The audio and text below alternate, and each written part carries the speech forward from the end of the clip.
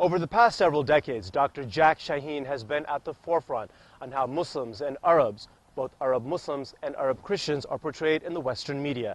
His books and videos have won him international acclaim. We were fortunate then to be able to sit down with Dr. Jack Shaheen to discuss the Fort Hood shootings, when an American soldier opened fire, killing over a dozen people. The killer was an American of Muslim and Arab descent, but was it necessary or even important to discuss his religious and ethnic background? Dr. Jack Shaheen says it was not, but he adds that's the reality of Arab Americans and Arab Muslims in a post-9/11 America. We're all Americans here. And this is, this is racial bigotry. It's ugly. It's ethnic. It's religious. Dr. Jack Shaheen, his thoughts and opinions on the Fort Hood shootings, in his own words. So Dr. Shaheen, I want to thank you for sitting down and speaking with ILLUME magazine. The first question that I wanted to ask was, after Nidal Hassan's shooting at Fort Hood took place, there were many media outlets that started to talk about his religious background, him being a Muslim American. What was your initial reaction to the media coverage of that event? Well, at first it was expected that they were going to bring in, of course they were going to bring in his faith, because he was a Muslim.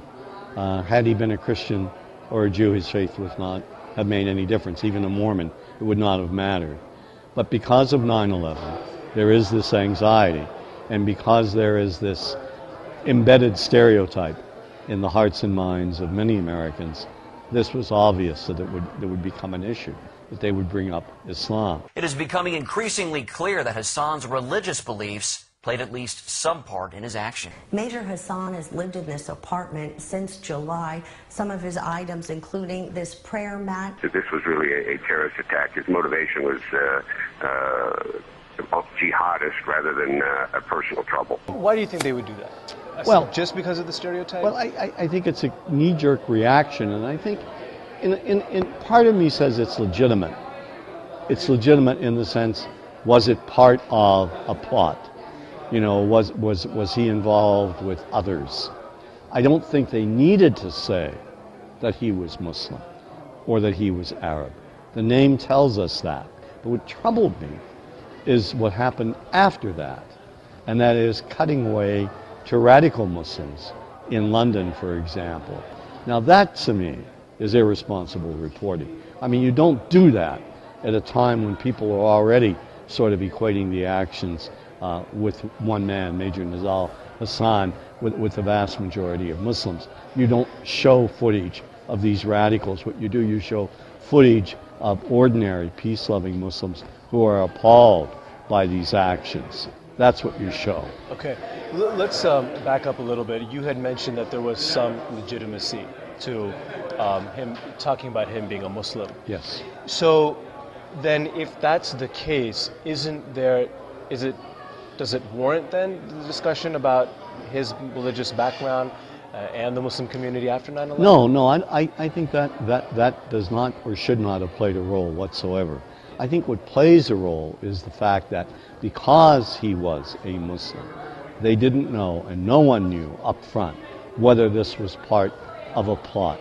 I think there has always been a fear that exists, legitimate or not legitimate, that members of the military, if they are Muslim, members of intelligence agencies, members of Congress, interns at Congress, that there is some sort of fear that they're not loyal Americans. All right? I think this was an issue that was missed, that should have been brought up, that should have been discussed, to be countered, and it wasn't. Instead, they played into the stereotype. How then would that have been countered? You're talking about it. There's this. Well, you counter it by focusing on the vast number of Muslims who are in the armed services, and you counter it by interviewing them, and talking with them, and trying to make people realize that these were the actions of a single individual, that his faith and ethnic background had absolutely nothing to do with it. Okay, so let's talk about that. If you're saying that if you were running a TV show, for example, right, you would have blanketed the discussion with your average everyday Muslim, Muslim American, or Muslims who are in the military. Why do you think that didn't happen then? Or as much as it should have? I think, first of all, part of the blame is the Muslim community itself for not being active enough. I think what happens is when a story like this breaks, people are afraid to speak out. They're afraid to be identified. And I think that sort of feeds into the stereotype. But okay, so isn't that sort of one of the problems that the Muslim community has? Here you had what many people would say a soldier who just lost it. Right. Yet the Muslim community has to come out and defend against the religion. Whereas you had mentioned if had he been Mormon or maybe Hindu or Jewish, he wouldn't have to. Well, that's the reality of the day, right? I mean, that is the reality. Nobody likes the reality. The reality isn't fair. Well, if it's not fair, it's then- not fair, but that is the reality. Right. So if that being the reality, even if Muslims do that, Right. people believe them. Well, but if they don't do it, what are people going to believe? If you don't counter it, what happens? Right? Right, exactly. One article that was actually written up on the Forbes website, you've heard the term going postal. Well, this gentleman who had written the article talked about something new, going Muslim. That, you know, if a Muslim loses it, he or she is going to start doing these random attacks and killing. What's your reaction? Look, I've been exposed to this with Muslims and Arabs all my life.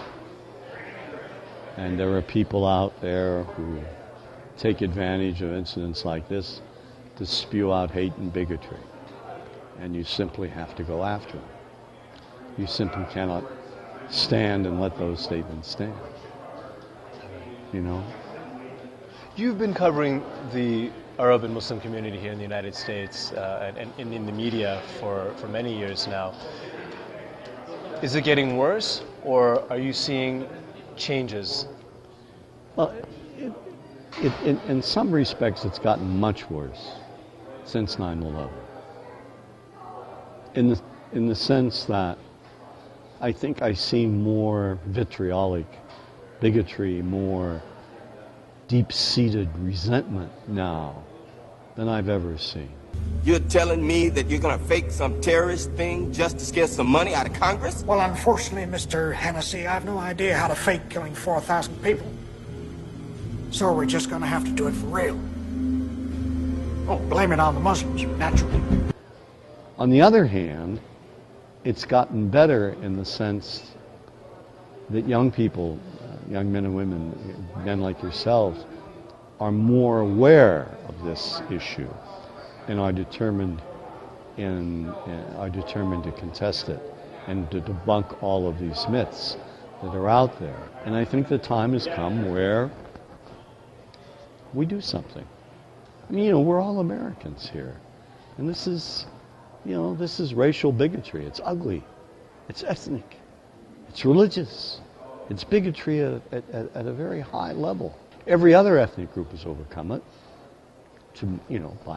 They've challenged it, they've contested it, they've debunked it. Why can't American Muslims and American Arabs? It's simply a matter of will. All right. Well, thank you for your time. And You're we'll leave it welcome. at that. Yeah. Thank you.